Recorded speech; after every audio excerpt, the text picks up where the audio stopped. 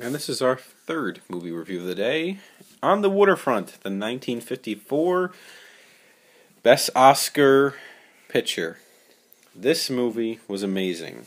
It starts off with the mob-connected Union boss, Johnny Friendly, gloating about his iron-fisted control of the waterfront. The police know that Friendly is behind a number of murders, but witnesses play dumb, accepting their position rather than risking the danger and shame of informing. So it's basically a gangster movie set on the waterfront.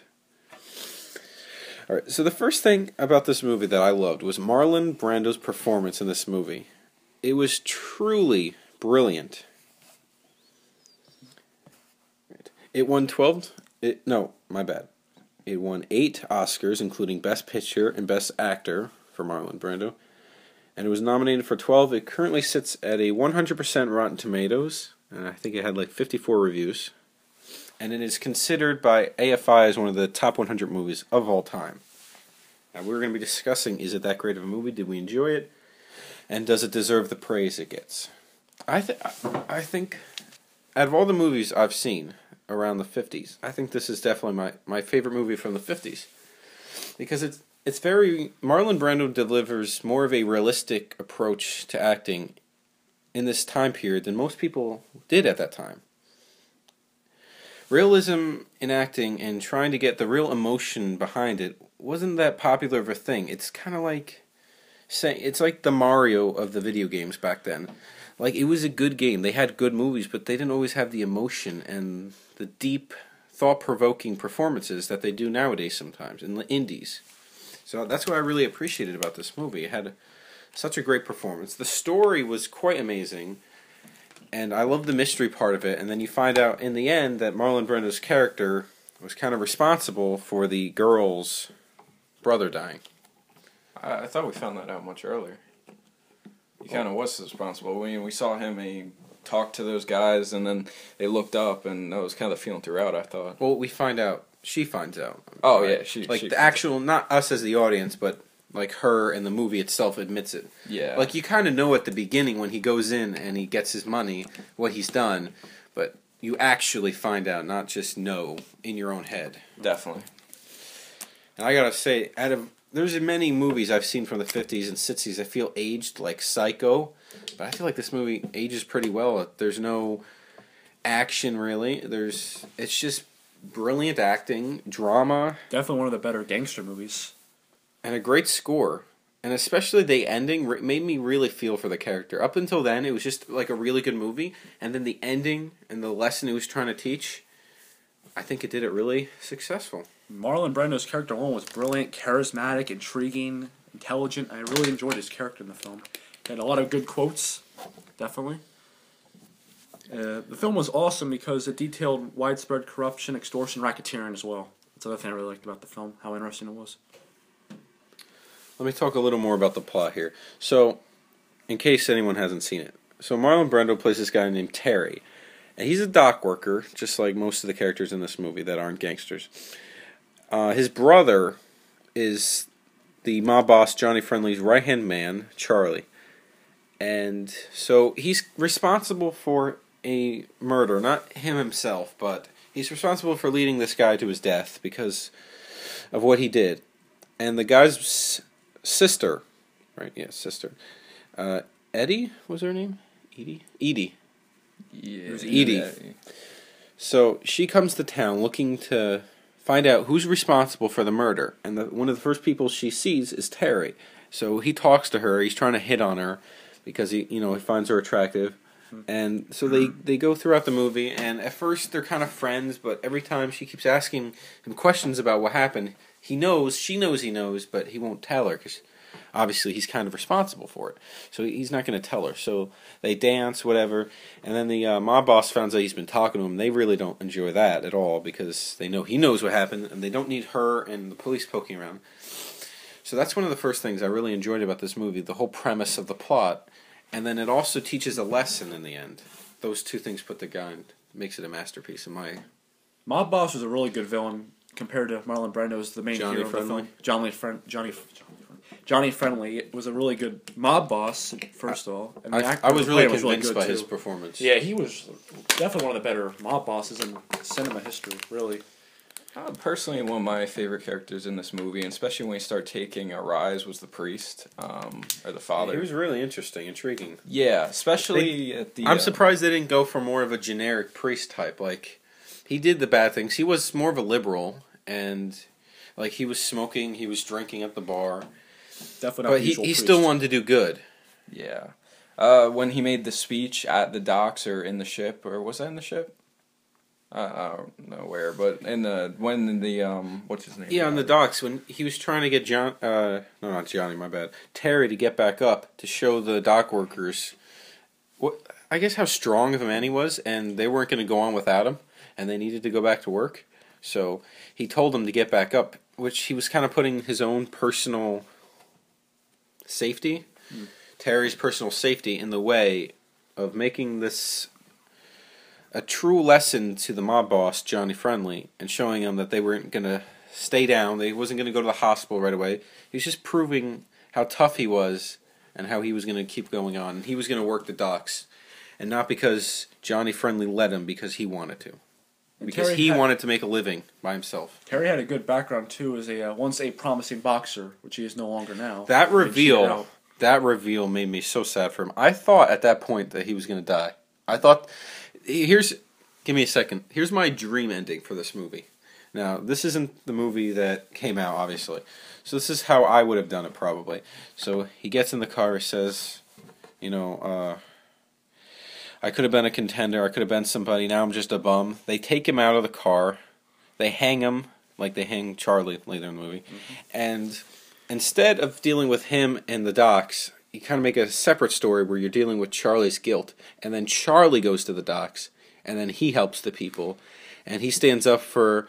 He learns his lesson of having to stand up for someone. He doesn't do it at first, but then once his brother dies, and you would feel so bad for the brother. He's basically saying, it's kind of your fault that I'm still in this position. You were supposed to look out for me.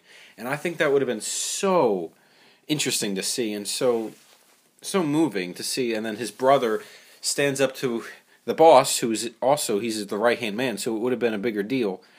And then on the docks, and then he gets up, and then he walks away. Maybe a little different. Maybe they just have an all-out fight, and then the day's won. Like, it'd still be a happy ending, but if it wasn't for Marlon Brando being such a great character in that, as Terry, I would want that more. I like the story of that more, but I still love this movie.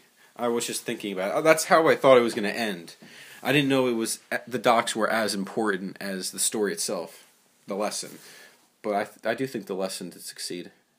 Outside of The Godfather, Marlon Brando definitely, this is his best performance right here.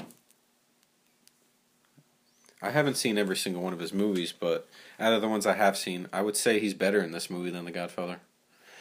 I would say his character has more time to progress. The Godfather, he was more of a cool character. Like you knew the story from what they said, the Corleone family, but he wasn't in the entire series. He was only in 3/4 of the first one, and he had more time to grow. You got to see more of his emotion in this one. He was younger, more charismatic, and the quote in the taxi, I think that really set the tone of this movie and really made me enjoy Marlon Brando's performance more than I already was. It was a little more lighthearted, his performance until then. Like, the movie wasn't lighthearted, but how he was taking it, like, he was like, no, come on, we don't need to handle this, we don't need to do this. But then he stood up, he testified, and he was going to be a man about it. And that's where it happened, in that taxi. I wish more people saw this film. I think a lot of people have seen this film. It's just a new generation. This generation needs to. Like, a lot of people in this new generation probably have never heard of this It film. was nominated for 12 Oscars. It did win the Best Picture. But when people talk about classics, this isn't the first one that comes to their head. Maybe it's so old, but it really does work. I mean, I didn't even mind it being black and white. Yeah. I'm not a big black and white fan. There's not that many movies I could watch and right from the start know I think I'm going to enjoy this movie. And then watch the whole thing and be like, wow, I'm glad I gave this a chance. Yeah, definitely. There was only a handful of movies from the 50s that I personally enjoy, like The Day the Earth Stood Still. North by Northwest. That's the one I enjoy personally. I haven't seen that. I haven't seen it yet. Very few, but this one definitely stood out. The picture, some of those scenes were beautiful, and especially for the year when the priest was being raised up on the dock crate carrier with the old guy after he just made the speech against that they should all stand up. I thought that was amazing. I loved how that looked, and it was just a badass moment. Definitely agree. One of the sadder moments, or I don't know if they put it sad, but when the kid killed all the pigeons, and Brando went in there, Terry, and was like, why do you have to kill all of them? And because they felt betrayed by him. My personal favorite scene was the death of Charlie. Although it was a very sad moment too, I was very upset because you felt a lot of emotions going through. Like, yes, Charlie was Friendly's right-hand man, but you also, he was also Terry's brother. So you had to feel that on two different sides. And a lot of people, I was very upset when I saw this movie. When I watched this movie and I saw this scene when he was hung, it was I almost actually teared up to it. It was very sad to see him die after everything that happened in this film. Yeah, that led to the bar. Kind of led to my favorite. The bar. What do you think about my idea? Do you think it would have been sadder and more emotional? Yeah, it would have led the movie on a more emotional probably. ending instead of how it did end, and kind of like a happy ending. Do you think the reason they wouldn't do something like that is because it was the 50s and probably wanted to make it a little more lighthearted? Not lighthearted, but like didn't want the main character to die that way. Yeah, probably. I think today it could have worked. But yeah, and this is one of my other favorite parts of watching this movie is seeing how he deals with the guilt. I think the guilt was a big problem for him, and I love how he deals with it.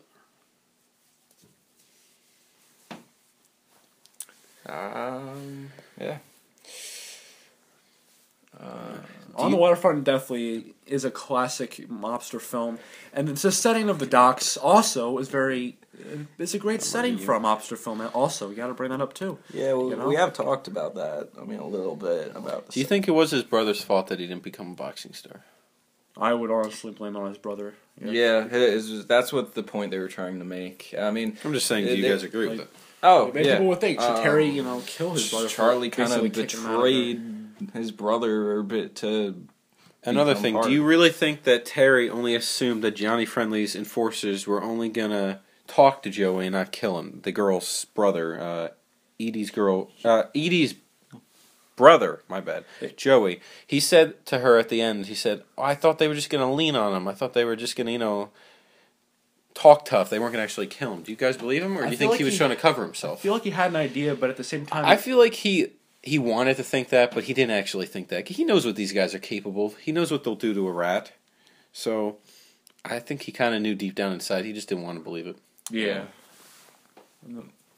Alright, so rating, I'm going to go first since I'm the one that picked out this movie. I give it a solid 10 out of 10, both my personal opinion and professional opinion.